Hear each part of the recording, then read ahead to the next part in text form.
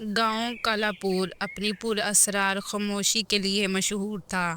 لوگ سورج ڈھلنے سے پہلے دروازے بند کر لیتے اور بچوں کو سختی سے منع کیا جاتا کہ پرانے پیپل کے درخت کے پاس نہ جائیں۔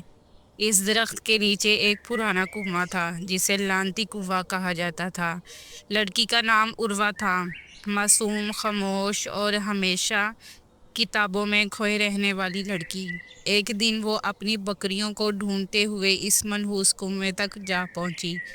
وہاں ایک پر اسرار سی پرانی انگوٹھی زمین میں دھنسی ہوئی تھی۔ جیسے ہی اس نے انگوٹھی چھوئی، ایک ٹھنڈی لہر اس کے جسم میں گزر گئی اور اس کی آنکھیں چند لمحوں کے لیے سیاہ ہو گئی۔ عروہ واپس تو آئی، مگر اب وہ پہلے جیسی عروہ نہیں تھی۔ اگلے دن سے ہی گاؤں میں عجیب واقعات شروع ہو گئے۔ جانور غائب ہونے لگے، لوگ نیند میں چلنے لگے، اور کچھ نے دعویٰ کیا کہ انہوں نے عروہ کو رات کے درختوں کے بیچ ناچتے دیکھا۔ بزرگوں نے پہچان لیا کالی آتما واپس آ چکی ہے اور اس نے عروہ کو اپنا مسکن بنا لیا ہے۔ عروہ اب تنہا نہیں تھی، اس کے پیچھے سایوں کی ایک فوج تھی۔ وہ گاؤں والوں کو ایک ایک کر کے قابو میں کرنے لگی۔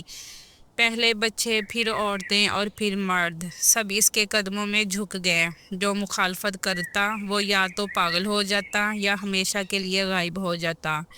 عروہ کی آنکھوں میں اب انسانیت کی جھلک نہیں تھی، صرف تاریکی تھی۔